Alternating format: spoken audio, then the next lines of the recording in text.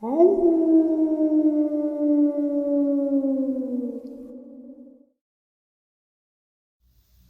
and salutations, everyone. I do hope everyone is still doing well, and welcome to this night ending or middle of the night bonus upload. Before we jump into it, a couple quick links. As many of you know, I rely on Patreon, PayPal, channel membership, and the merch to help the channel to continue to grow and go. Links to Patreon, PayPal, and channel membership is in the description below, the merch displayed directly under the video. Also, Dogman, Frightening Encounters, Volume 1 through 3, the audiobook versions. They were written and researched by Tom Lyons, narrated and produced by me, Jeff Ned Only. Those audiobooks are available on Audible, Amazon, and iTunes, links to which are also in the description as well. And finally, last but definitely not least, if you'd really like to help support the channel to continue to grow and go, simply subscribe. It does not cost a cent. Click that like button, takes half a second. If you don't want to miss out on any of the informative uploads that I put out daily, click the bell icon, and folks, please leave a comment and share the video. Why? Well, because all of these things really do help this channel to continue to grow and go. They definitely do matter, and they are appreciated. And with that, I have taken far too much of your time. Let's jump in to this middle of the night, night-ending bonus upload, shall we? Today's first part of the upload is an absolutely terrifying news article I stumbled across about a particular piece of land in Africa. When I'm done sharing this with you, you will realize why I think it is so terrifying of a news article. Mount Nyagani is one mountain that is feared by most people that live in the eastern highlands, where a number of people have disappeared without a trace. They say it is a sacred highland. Mount Nyagani is known just like other places around the world, like the Bermuda Triangle, the Devil's Triangle of Japan, that have formed a part of pop, paranormal, or ghost-like studies for decades. However, mountains generally seem to play a greater role as sites for mysterious disappearances, more than other sites. Two girls who are hardly teenagers, daughters of the former government official Ticha Endipi, Messiah, disappeared on Mount Nyagani in 1981. Despite the massive searches using helicopters, they have never been found. Vanishing on this mountain is neither a myth nor a legend. It is real. There's a long-held belief by the Maniika people living around the area that say a vindictive spiritual presence on the mountain is responsible for the disappearances. They say had parents sought ancestral spiritual help from the elders, the children, who were said to be in a state of suspension, Chimdaza would have returned. Hardly 5 years later, an 8-year-old tourist called Robert Aukhurst vanished in that mountain. He too has since not been located. Barely 2 weeks ago, a local tourist of Asian descent disappeared on this mountain, where he'd gone hiking with friends and family. Zadada, age 31, was in the company of his wife and another couple when they climbed halfway up the mountain. The couple and his wife gave up while Zad proceeded alone. He was nowhere to be found. What exactly is the story behind these disappearances? Between 1984 and 85, I had an opportunity of discussing the mysterious surrounding Mount Nyagani when I was an information officer for the Mutar district. Everyone I spoke with about Mount Nyagani had to be approached with great caution. Mountain climbers were urged to seek permission from elders living around the area before venturing into the deep thickets. The mountain can change into all sorts of weather, from bright and sunny to a foggy, cloudy, and dewy terrain in a day.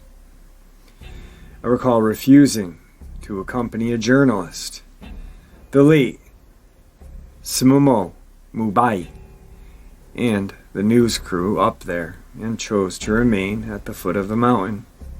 A senior government official in the early 80s said he once got lost for nearly 4 days when he was a young man, but when he was eventually found, it was as if he had been missing for just a few hours. He said he was not hungry, nor did he show any signs of fatigue or dehydration.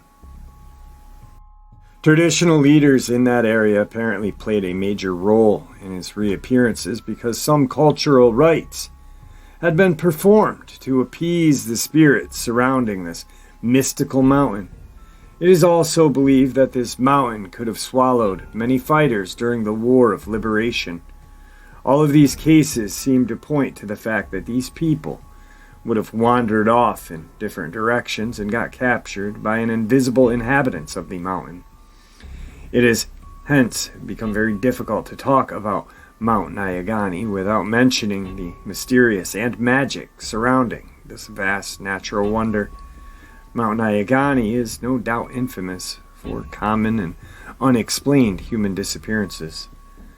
The mountain is the highest in Zimbabwe, standing at 2,592 meters, or 8,504 feet. Say when you come across a strange, colorful snake, a smoldering clay pot with no fire in sight, or a brick of gold, it's best to pretend that you've seen nothing and move on. It's also clearly stated in a book by Cliff McGowan, the grandson of Sir Robert McGowan, who was highly respected High Court judge in the Rhodesian title, The Legend of Mount Nyagani, which was based on a mysterious disappearance on that mountain. Psychic research has in recent years become accepted even by the police detectives as an option in solving these mysteries worldwide. However, a reader using the name Musori, who commented on the story about the latest disappearances on the standard website, came up with good suggestions which authorities should consider. He said there's a need to establish a procedure where all tourists are taken on a guided trail by a local climber and know the terrain very well, and all tourists and guides are mandated to wear reflective jackets locally available. Climbers, or their guides, must have simple tools such as a whistle, bell, yes, you heard me right, to raise an arm if need be. Try to set up a well-known common trail to make search and rescue operations easier by limiting them to a smaller geographic area. Such a trail can be paved by local granite along the way. Even if we paved only 10 meters a year, eventually we'd get to the top. If we started in 1980, we would have done 330 meters or 1,100 feet by now. And this does not require any financial investment at all. Each visitor can be encouraged to collect a single boulder and place it on the trail on each visit. This idea sounds ridiculous and crazy. Well, find out a little bit about the Great Wall of China, Missouri said. So, we've got this crazy, mysterious mountain. Are there cryptids living on it? Probably. Are they the cause of the disappearances? Quite possibly. But yet, could there be a portal on there? I mean, they're comparing it with the Bermuda Triangle, the Devil's Triangle of Japan. Quite possible. Interesting thing that was stated right in the article was granite. Very weird. Very weird indeed, my friends. I don't know. Anyway, moving on. Today's second part of the upload. My grandparents purchased a cabin in western North Carolina in 1991. The property is about 4 acres and backs up to the Nantahala National Forest on 3 sides. The cabin is off a dirt road that has campsites all down it until you reach the main road on the other end. It's a long dirt road, so there are many free campsites. As my grandparents aged, they quit making the trip there, and taking care of the property was almost impossible for my grandfather alone. No one else in the family wanted the responsibility of it, so I jumped on the opportunity to own it. I've been going there for weeks on end since I was born to hike, fly fish, and learn about the land, and recently care for a home and property. I've spent many nights there totally alone with the dogs, or more recently now, my 18-month-old tags along. I've never felt afraid, and I've never feared the woods or critters in them. I have a healthy respect for the wild, but never a fear. I took full control about 3 years ago, and it was empty for roughly 5 to 6 years before that. Needless to say, my husband and I had put some very serious time, money, and labor to get it back to livable conditions. As we finally reached that point, we started inviting people to stay with us for weekend trips and vacations. My husband's friend Benji came to visit us one weekend while my husband, mom, cousin, and 2-month-old were staying there as well. Benji planned on setting up a camp down the road, and we convinced him to at least stay and camp in the parking area, so we would be close. There's 0 cell service at the cabin and surrounding area. I put the baby down to sleep for the night, and we all sat on the porch, totally surrounded by the woods. The moon was out, and there was enough cabin light to see all around the home. We were shooting the shit, telling jokes and old stories, when out of nowhere, even with us being loud and goofy, the deepest, angriest yell/growl came from the woods. I can only explain it as an unthinkably large man yelling in pure anger or absolute disgust. It was definitely on the property, but it wasn't close enough for us to see anything or hear footsteps or other movements. My cousin, a 55-year-old woman that grew up in the backwoods of Alabama, turned white as a sheet and ran inside to sit with the baby without saying a word. My husband quickly grabbed every gun we owned, and we stood quietly without dressing what just happened, totally freaked out. I was trembling, the hair on my neck stood straight up, and I was in the cliché mama bear protection mode. Not a minute later, I noticed something even scarier than the noise itself. Now, as a side note, the forest, woods, whatever you want to call them, is loud during the summer in the southeastern U.S., sometimes damn near deafening.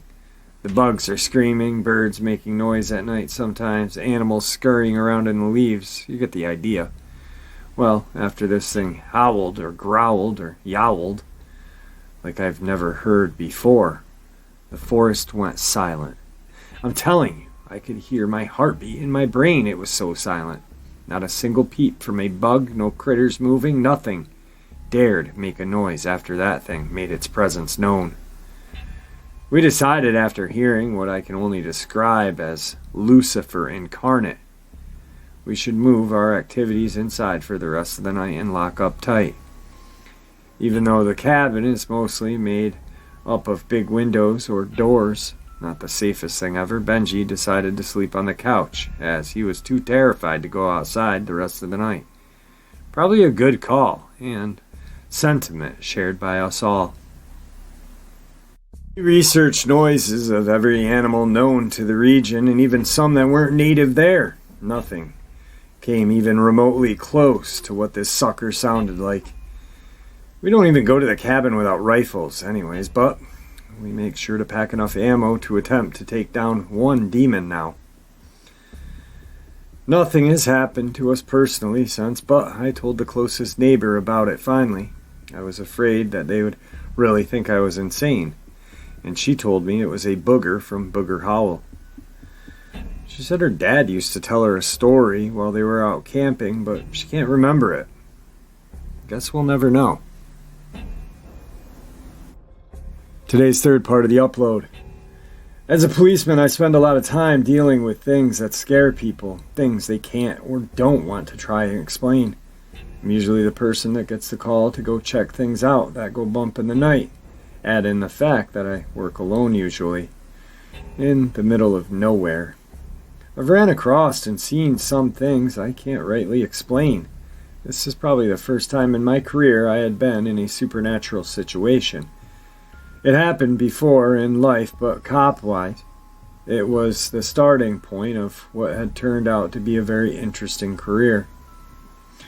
One night on the tail end of July, I was cruising back country roads trying to find some kind of trouble to get into. As the only deputy out in the county that night, I had been busy up to that point. Then the calls had slacked off right around midnight. I hadn't seen a single soul for the last few hours and decided I would try and be proactive just for a bit. The night was hot. I had the window rolled down. I'd been driving for a few hours straight with no luck of finding anything. The only thing I had scared up was a few rabbits and a fox. I decided to stop, stretch my legs, and answer nature's calling. I pulled to a stop in a particular empty lot in the country. I had driven the road a few times. It was mostly old abandoned farmhouses and barns. No one lived out there. And it made a good target for thieves trying to steal copper or whatever they could get their hands on. The left side of that road was nothing but cornfields as far as the eye could see. It was getting pretty close to harvest time. The stalks were close to 7 or 8 feet, just a sea of green. On the right side of the truck was an old abandoned apple orchard. I never did get the full story of how the land became abandoned. It had something to do with multiple mistresses, multiple wills, illegitimate children, and other nonsense. The result of which was 150 acres of fruit trees that had become its own little forest over the 20-so years it had been unattended. Now I'm just sitting in the truck, head laid back, just enjoying my little break. I'd closed my eyes for a second. When I opened them, I looked out to the cornfield and made direct eye contact with something. At first I thought it was a person, and almost gave me a heart attack right there. The thing stood about 7 feet tall. Its eyes were human, but they shone in the night like animal eyes. I'm not a weak man. I've done more stupid and foolish things in my time than I care to remember. I'd been afraid before, and I'm not above admitting it. There was something about those eyes that absolutely terrified me, though. So I did what any normal, insane, 22-year-old dumb kid would do. I chased it. I kept eye contact on the thing. I slowly rolled up my window, and without braking, I checked out with dispatch over the radio, grabbed my patrol rifle off its mount above me. I remember taking a deep breath and then throwing the door open and jumping out of the truck, yelling, "Sheriff's office," in the most authoritative voice I could muster. I maintained eye contact for the entire time, except right as my vision crossed the A-pillar of the driver's side. As soon as my boots touched the dirt of the road, the creature was gone. I caught nothing but a blur as black or brown shape vaulted across the road and ran into the trees. Once again, I let my sense of self-invisibility get the better of me. I kicked the door closed on the truck and took off after it, yelling, "Stop!" I stumbled into the forest and was hit by the most overpowering odor. It was a combination of unwashed person, body odor, musk from an animal. I still remember the smell vividly after all these years. I've been around rotting bodies that didn't impact me as much as this did. I've never seen or never been a particularly fast runner. I've not cared much for it and always been more of a short burst kind of guy. Whatever I was going after was fast, though. It didn't dawn on me until much later that it was probably just playing with me, leading me further into the miniature forest. I would catch a black blur moving off into the distance.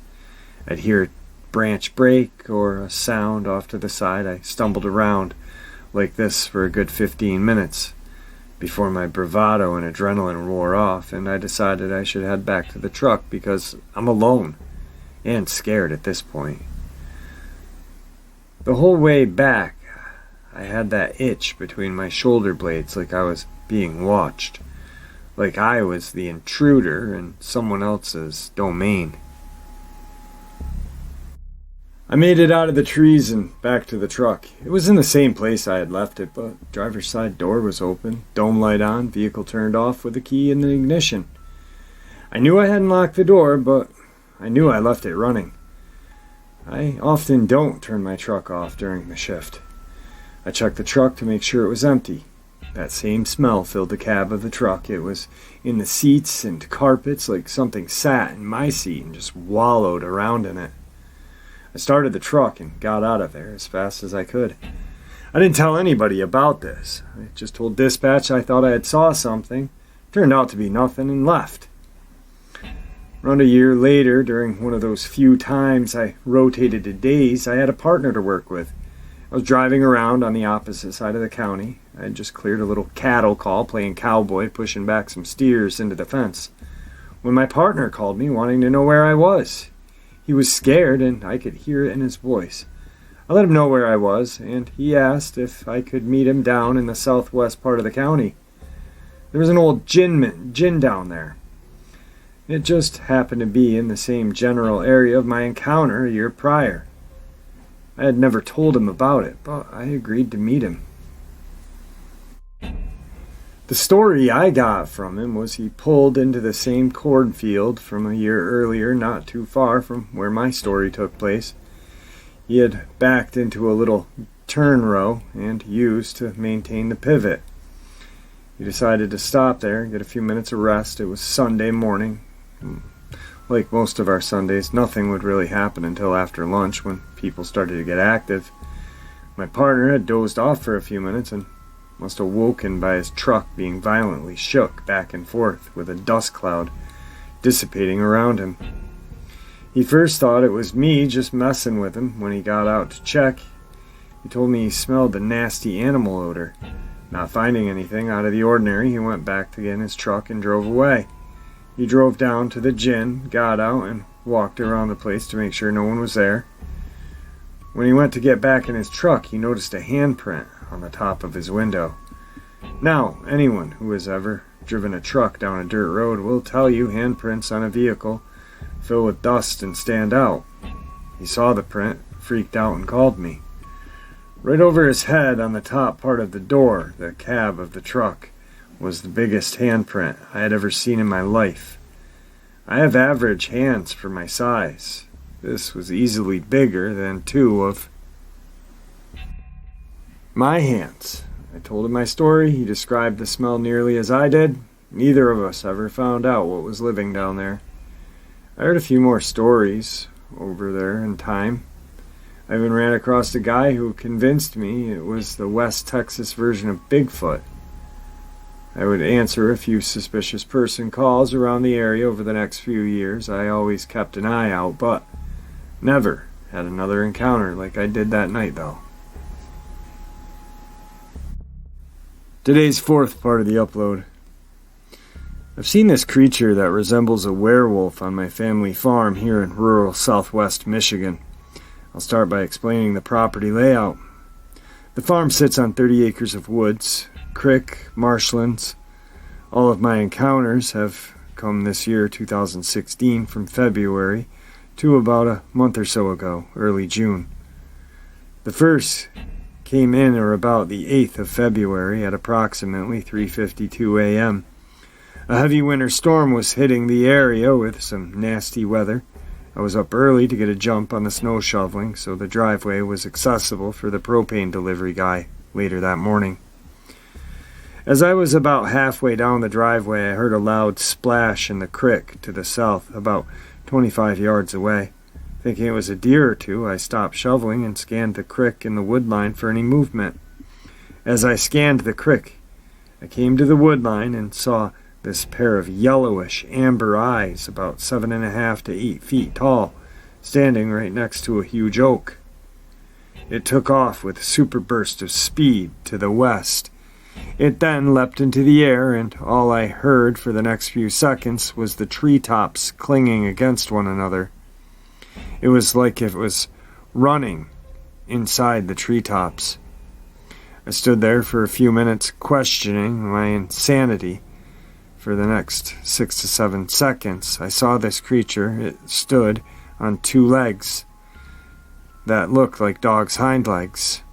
It had a big wolf-like head with a snout and ears that resembled that of a German shepherd, and those yellowish amber-colored eyes. The second sighting came around March 24th at about 2:38 p.m. I decided to walk up the creek and clear some brush. I always carry a firearm with me on these occasions. I'd gotten about 450 yards up the creek that flows through the entire acreage of the property. It was strange to me how completely quiet it was. I'll just say dead the woods were.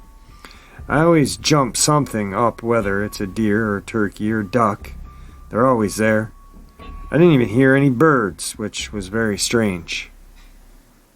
This spooky phenomenon of utter silence developing the area of anomalous events is known as the Oz factor and is quite common in creature encounters. It was named for a British author and investigator, Jenny Wrens, after a strange alternate kingdom portrayed in L. Frank Baum's book, The Wonderful World of Oz. It refers to the same type of disorientation experienced by Baum's protagonist Dorothy after a tornado transported her from black and white world to the realm of color.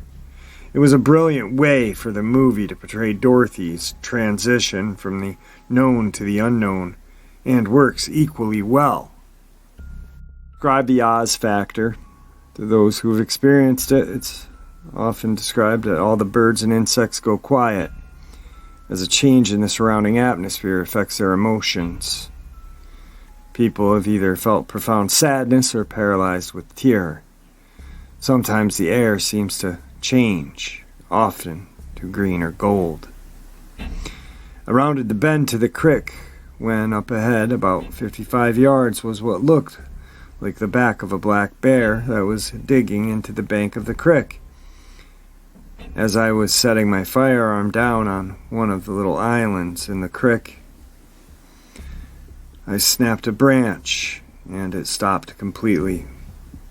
I froze and watched as this thing stood on 2 legs and started to turn around towards me. It stood 8 feet tall with a huge wolf-like head, snout, and ears of a dog, all black fur. In the first encounter, the creature's fur was gray with some white. This one was all black. It kept glancing over to the east and then back towards me. It had not yet seen. It put its snout in the air and looked like it was sniffing the wind. I'm completely freaked out at this point. Grab my firearm, and get out of the area quickly. When there was a splash in the creek, I looked up, and now this thing's on all fours. It still stood 5.5 feet tall. At this point, I didn't want to run out of fear that it would give chase, so I stayed frozen. It looked at me and snarled, and I thought it was sizing me up, and then all of a sudden it looked to the east again, back at me once more, and took 2 giant leaps toward the east, and then onto the bank of the creek. That's about 25 feet in distance. It then jumped toward the treetops and disappeared to the east. I stood there in total disbelief. I got home, my mind was racing, so I decided to confide to my father about what I saw. He looked at me as if I was an alien, said I was crazy and I should get my head checked. I know what I saw, Dad. The third and final encounter came on May 29th, 8:52 p.m. My dad and I were having a fire down by the creek, and we're just getting low on wood when he asked if I could get some more wood from behind the pole barn. I hesitated for a few minutes. I was afraid of those woods, which is something I thought I'd never say. After about 10 minutes, I started to make my way towards the back of the pole barn. It's just about dark, and I keep hearing this rustling and lower growl like dogs are playing. When I reach the back of the pole barn, it stops. I light a cigarette and look out into the woods, which is 10 yards away. Again, the woods had gone completely silent. Then there was a sound like a zipper being zipped up. It was about 30 yards to the south. I waited a minute and decided to look out where I heard the sound. As I glanced to my right, I saw something move. It was just about completely dark, and there was a stench in the air. It was absolutely putrid. It smelled of rotten guts, urine. I figured it was a rotten carcass of a dead animal. And then, as I was shining my flashlight, a deep growl, like a raccoon would make, came from the area. I had heard the rustling sound, so I shone my flashlight over that way. And sound I saw about 5.5 feet off the ground, these eyes. The eyes were red in color. The thing I saw didn't have paws on the front. They were like long arms with hands and claws. It really didn't freak me out, as a lot of critters have red eyes when exposed to light. Then this thing stood up on 2 legs.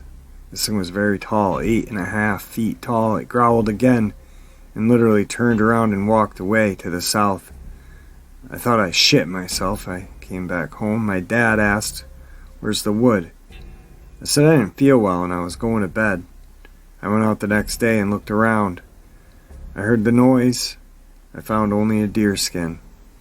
The rest of the deer was gone, including its head. Also, 2 neighbors of mine have heard eerie howls coming from my family's woods, saying they'll only come out at dusk. They've been in the area for 50+ years and said they'd never heard a sound like that. One more thing. I set apples out for deer every week and noticed the other day that all the apples were gone, and the rock was in every place where there was an apple. I have a trail cam on the area. I also found some tracks that look like a huge wolf. There used to be deer around here all the time. Had a herd of 50 or so. Now you're lucky to see 1 or 2. It's like they disappeared. Been really strange around here for the quite past few years, and I don't know what to think. In all 3 of my encounters, the thing I saw reminded me of a werewolf. I'm no longer go near the woods. I was told by family members that a lot of the wooded acreage is Indian burial grounds. I don't share this with very many people, fear of getting laughed at or called crazy. Today's final encounter. Summer 2015, my teenage daughter went on a running camp in Brevard. I packed up her sisters, age 1 and 7, and her and we made the all-girls road trip from Florida up to the mountains. It was a great trip, and we had a wonderful time. A friend here in Florida offered her a cabin near Hendersonville. It was in a pretty remote area up on a mountain that took some doing to get into with my minivan.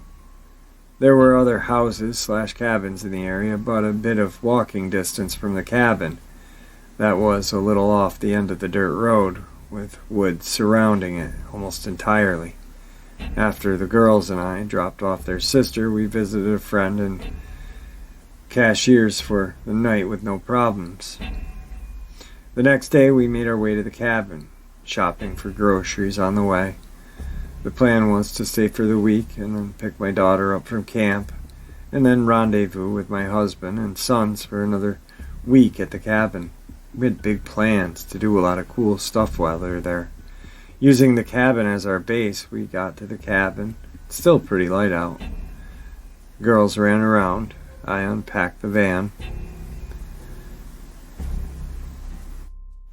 The cabin's about 100 years old, but had been added on to, and it's pretty decent size. 2 bedrooms, 2 baths, small kitchen, living room, large front porch, side porch. The front of the cabin was a wall-to-floor ceiling French door. There was no AC, but it wasn't terribly hot up on the mountain. This cabin had been a family retreat for my friend for many years. There was a gun safe because her husband liked to hunt. They even kept an SUV in the carport to use when they were up there.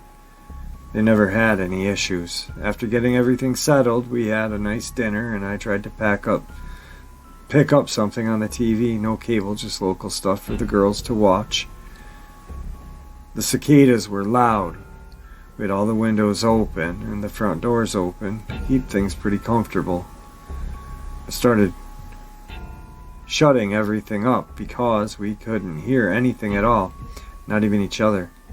That ended up being a very good thing. I left a couple of windows open in the kitchen just to let in some air. After a while, it was time to head to bed. The girls and I took the larger bedroom with the bathroom. I wanted them to be with me, even though I wasn't really being worried at this point. It just seemed the right thing to do at the time. Another thing, behind the bed was an old bookcase type headboard, and behind that was a large window. The cabin was up from the ground, so that window was quite a bit from the ground. You'd have to be a very tall person to see inside.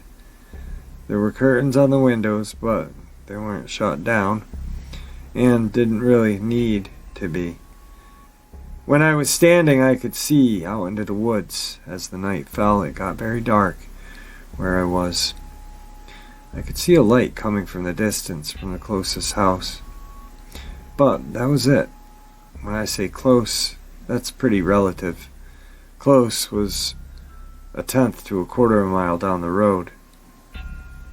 The girls and I had settled down, and they were both ready for sleep. It had been a long day, as always, nature calls, so I got up to use the restroom. Remembering the windows were open, I went and took care of them. On my way back to bed, a light in the window immediately caught my eye. At first, I thought I was seeing things, maybe my reflection, but the cabin was almost totally dark inside. So I stood there for a minute watching the light. It looked like the kind of light you'd wear on your head. It was a single small light. I watched it, thinking maybe it was coming from the house down the way. But then it moved. Holy shit, I thought maybe my eyes were playing tricks. I kept watching, and I was certain that it was moving. It didn't come near, it just sort of stayed in that one spot. I finally convinced myself that I was just seeing things, or it was one of the houses, so I laid back down. I was beginning to doze off when I distinctly heard something that sounded like keys dropping on the floor of the porch outside. I froze. I'm literally getting chills writing this now. I waited and listened. I didn't hear anything. Okay, maybe I'm imagining it. Then I remembered the French doors and how easily the glass can be broken and the door unlocked. Yeah, I wasn't going back to sleep. I heard other noises that I examined and analyzed in my brain. I kept telling myself it was being ridiculous. And then I heard it, distinctly scratching on the window behind me. It was it. I got my phone, called 911. I told them everything and grabbed a long knife that was lying on the dresser and immediately put myself against the bedroom door that didn't even have a lock on it. I had no access to the gun safe and, unfortunately, wouldn't be of any use anyway because I didn't know how to load a gun or use it. It took a while for the police to get up on the mountain, and since it sat between two counties, they sent both patrols. The whole time I'm thinking about my girls fast asleep, and if I would be able to fend off whatever this was.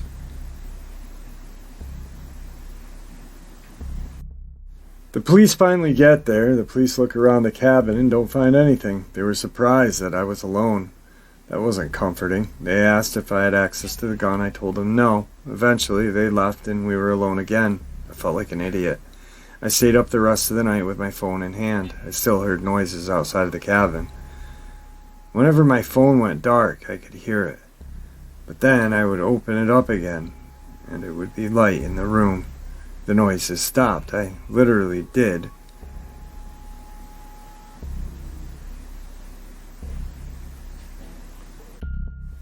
Stay up the rest of the night. And the sun came up. I was already packing. I called my husband and he set us up a hotel in Asheville. I'm done. I got my girls up, we loaded up the van, but there was This very strange, oppressive feeling in the air. We got the hell out of there as fast as we could. Unfortunately, when we got to the bottom of the mountain, I remembered the stove. And had an uneasy feeling that I had left it on after making breakfast.